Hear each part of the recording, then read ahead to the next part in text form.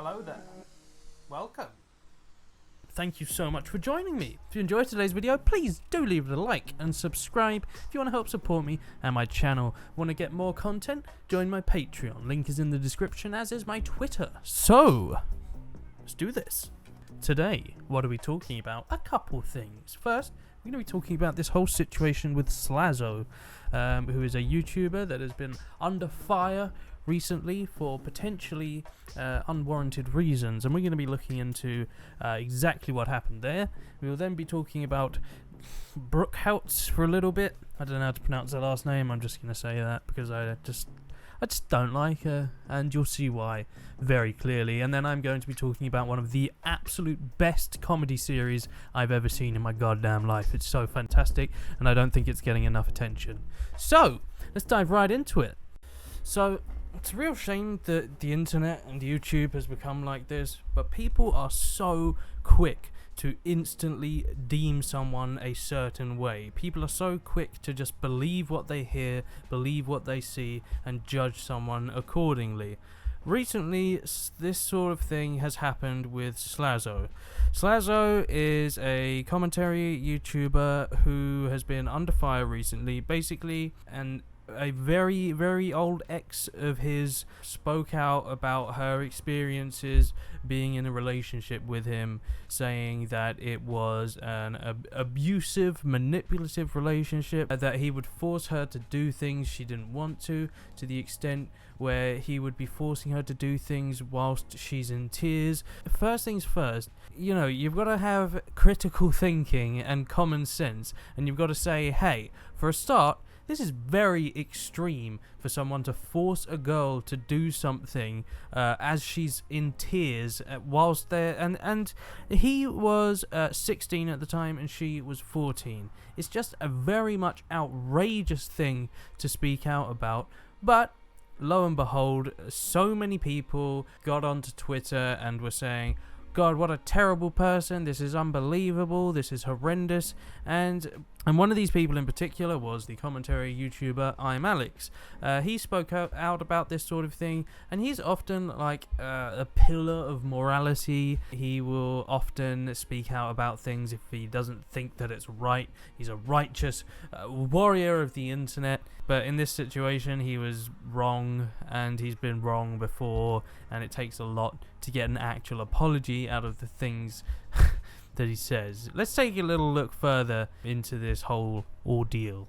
Now, I'm not at all saying that this guy has never done anything wrong in relationships, and in fact he has done something wrong, which we'll be talking about a little bit later. But first, let's have a little look at this twitlonger from Chey, which was Slazo's girlfriend at the time. Now, this twitlonger describes the kind of behaviour of a complete abusive sociopath, which I don't believe Slazo is. So if we have a look, I'd been hearing some comments from mutual friends that Slazo has been acting strange and been making people feel uncomfortable, and I needed to speak out.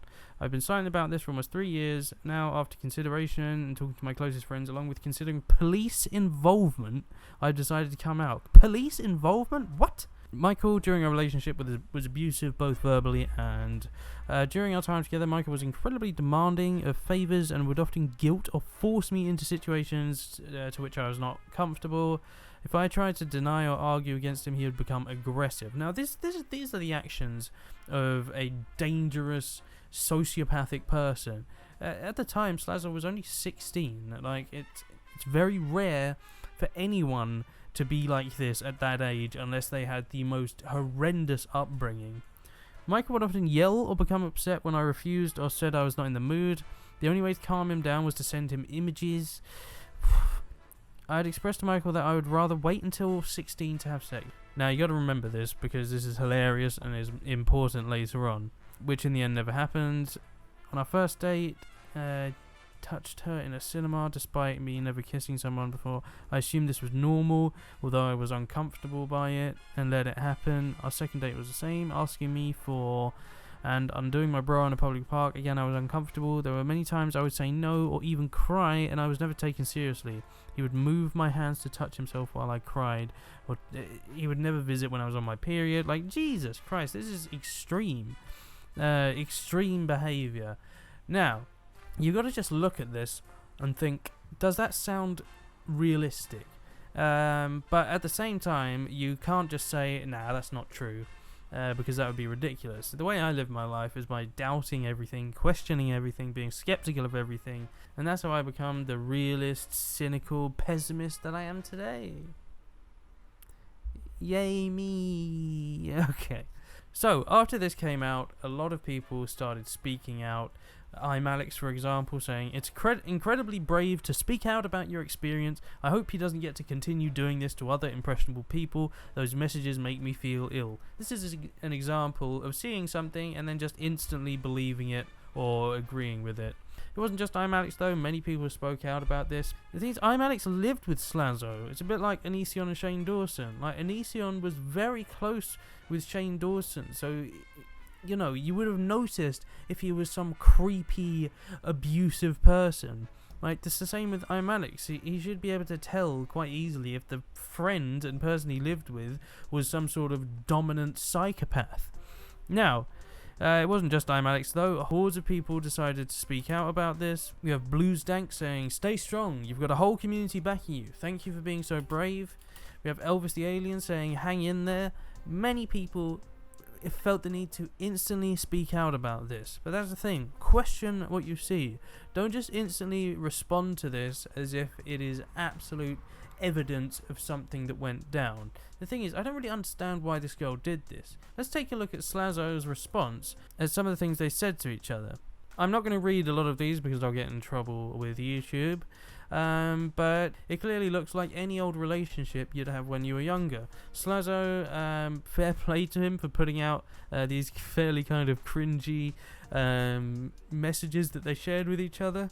But Slazo says here, you want me to overpower you, baby? Now, that's not like an abusive thing. That's like a 50 Shades of Grey kind of exciting sort of thing, if you see what I mean.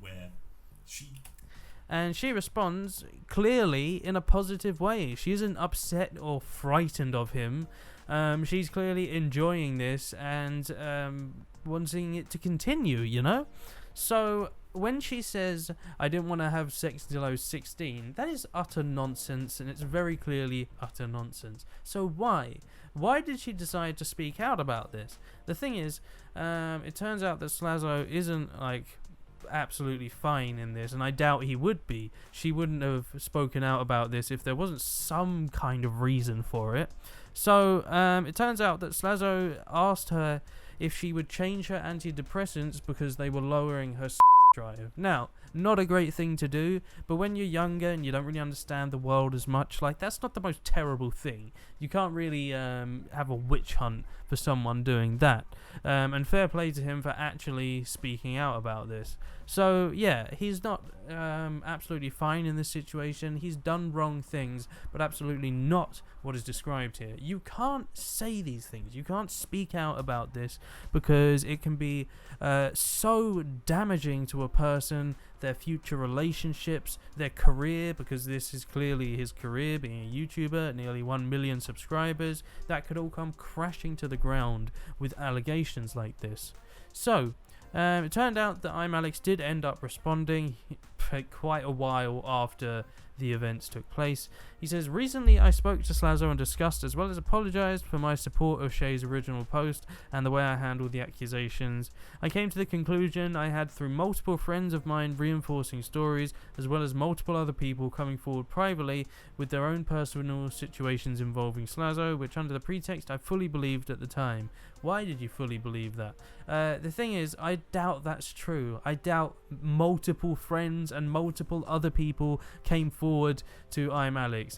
And even if they did, who's to say that they were telling the truth? It's just... but yeah, I don't believe that that's the case. The way he says it is as if 20 people came forward with disturbing stories about Slazo. I don't believe that anyone really came forward. Maybe 1 or 2 people trying to get in on the bandwagon. I think it's silly that even after Slazo's response, people doubled down on believing Chey. I think it's ridiculous, and people just shouldn't people should have more critical thinking, especially online on the internet. It's filled with lies, unfortunately. So anyway, that's my piece on Slazo. Let's now talk about someone terrible. So the next person I'm going to be talking about is Brooke Houts. Houts. This person is pretty awful in my eyes. She is a YouTuber and she loves her dog. She loves animals. She's often doing videos with her dog. And recently she made a video where she's trying to prank her dog to get him to run into some cellophane. But she ended up uploading the wrong file. And what was in this file was pretty rough. She was hitting her dog, being aggressive, and even spat in her dog's face. I think that's a pretty goddamn awful thing to do. The thing is, you are using this dog for your video. This dog is now going to be making you money and giving you content for a video. So yes, the dog's going to get excited because you're playing with it. So you don't then respond by hitting it or spitting at the dog. Now I'm not going to show you footage because I'll get in trouble with YouTube and I don't want to trigger people, but it's not nice. It's not pleasant to see, especially when this dog is doing you a service, allowing you to have content for your video, and the whole point of the video is that you are making this dog excited and excitable. You can't then respond and get upset when it does. It's just a shocking thing and it's really upsetting. This has happened so many times recently with Alinity throwing her cat around. It's like, I don't get it. I have 2 cats and I adore them with all of my heart. I couldn't imagine hitting them, let alone spitting at them. Anision decided to jump on the bandwagon and posted a tweet saying, most of us would rather be spit on than have our throats slit and shortly after be turned into someone's shiz. Neither is good, but to have outrage over someone spitting on their dog when you pay people to kill animals, it comes off as ignorant. It comes off as arrogant and big-headed to post something like this. Like, what is the goal in posting something like this? You're basically suggesting that it's not that big of a deal to spit in your dog's face.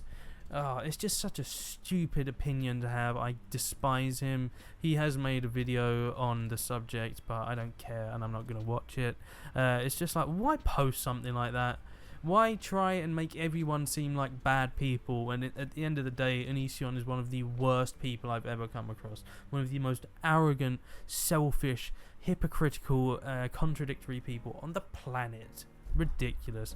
Finally, I want to talk about a series that is horribly underrated, What We Do in the Shadows. This is by Taika Waititi, who you may recognize from creating Thor Ragnarok, which is easily one of the best Marvel films out there. He's fantastic with comedy, and has created a film called What We Do in the Shadows, which is a mockumentary about a household of vampires, and has now created this series based on the film. It's just utterly fantastic, a bit of a black comedy. We have Kayvan Novak as Nandor, Matt Berry as Laszlo, Natasha Demetriou as Nadia, Harvey Guillen as Guillermo, Mark Proksch as Colin Robinson, Doug Jones as Baron Afanas. So this is a fantastic cast of incredibly well written characters. It's unbelievably funny. There are some gruesome, gory moments, but it's the day-to-day life of vampires. What's not to find funny about that?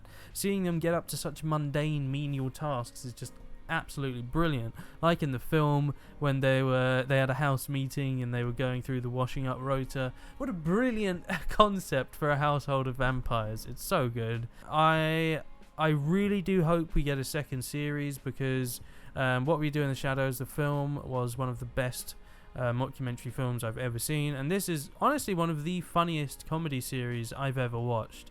It is, at every episode had me in stitches. It's brilliant, so I will absolutely give this one a 9 out of 10. I've been giving a lot of things 9 out of 10. Maybe I should talk about things that aren't amazing. But anyway, thank you so much for watching, guys. I hope you enjoyed the video. If you have, please do leave a like and subscribe if you want to help support me and my channel. This is Physic with This Is Not Okay. Thank you so much. I will see you in the next one. Goodbye.